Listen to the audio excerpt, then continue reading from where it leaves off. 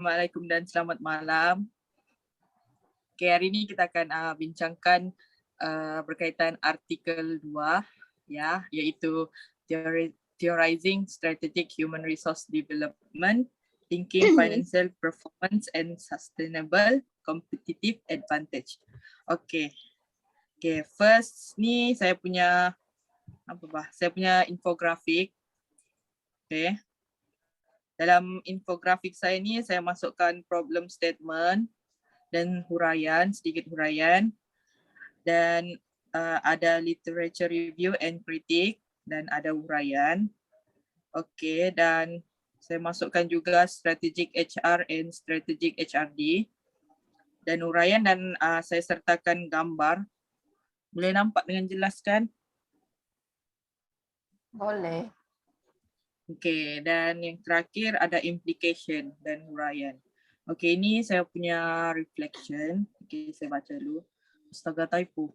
Based on article 2, one main idea that I choose is strategic HR and strategic HRD. The idea explain the strategic related HR and SHRD focus together leads to build knowledge related to strategic HRD and the role of HRD to ensure all process are done systematically to develop something. At the same time, playing this idea help in organization achieve the goals in financial performance and sustainable competitive advantage, where with a well-organized strategy allows financial management to run smoothly and at the same time improve financial performance. Okay, infografik seterusnya ialah Anissa. Okay, bolehlah explain sedikit. Okay. In this infographic, I explain the literature review and also the problem statement. And I also explain the strategic HR and strategic HRD, and also include the table. And also I explain a little bit about the implication of the theories. Okay. My reflection is on this article. Based on the article, main point that I would like to reflect is strategy HR and strategy HRD. Strategic HRD is an effort by HR department to develop self-identity and improve their own theoretical framework from the mother metrics that have exist. We also able to analyze the concept of strategic human resource development HRD in this research and seeks to assess the condition under which human resource satisfy according to the criteria.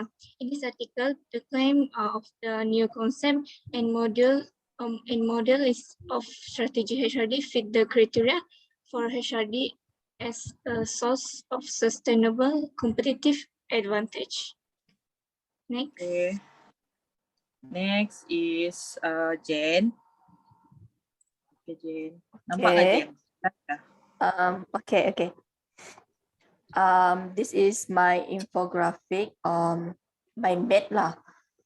Dalam mind map ni kan saya ada letak problem statement, lepas tu strategic HR dengan strategic HRD dengan huraian dia sikit, lepas tu saya masukkan juga literature dia, literature and critique on the theoretical foundation of HR, dan last sekali adalah implication dia.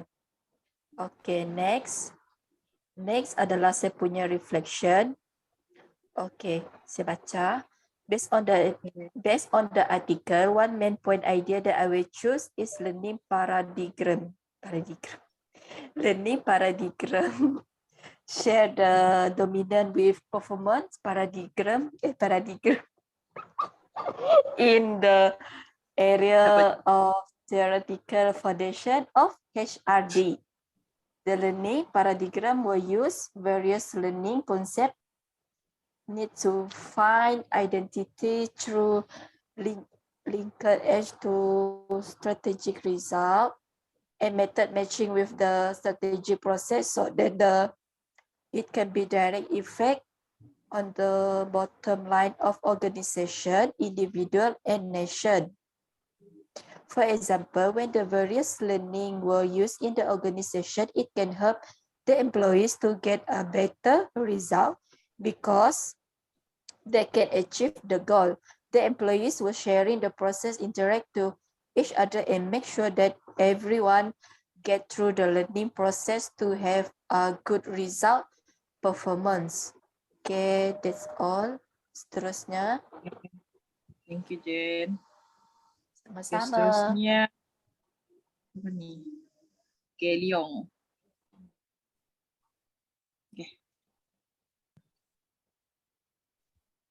So what I put in this poster is also almost the same, right? Also the 4-pointer, the problem statement, the literature review, the strategy HRD, and also the implication, and also the some of the point inside or extract. So okay. So based on the article 2, I write the point I choose is a point in the literature review, which is the performance paradigm and learning paradigm. But in my opinion, both of the paradigm is the same important and need to work together. This is because we cannot only focus on the performance only. If our knowledge is out of that, then it will be having some trouble in our future. So we need to always learning and improve ourselves and make sure we are updated and can follow the world market. So if we always learn the latest knowledge, but the performance is very low, also we have the trouble in future also. So what is the conclusion is both of these paradigm needs to work together and to always learn new knowledge and have to have the high performance. So need to work together, these two. Okay, thank you, Leong. Okay, next, Dayang. Ya, Boleh dengar? boleh. Oke, Ya, boleh. ini infografik lah. Introduction ni I included some introduction of the article and the problem statement. And then the literature review, I divided it into two, which is performance paradigm and learning paradigm. I also included the model that this article focus on, which is organizational strategic HRD and its model.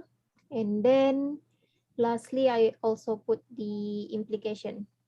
Okay, so my reflection, one idea I would like to focus on from this article is learning paradigm. As in the article, there are variety type of learning stated which enable us to learn more about it and its importance. As for me, I've done some research about reflective learning. Reflective learning is a way of allowing learners to step back from their learning experience, helping them to develop critical thinking skills and improve on future performance by analyzing what they have learned and how far they have come.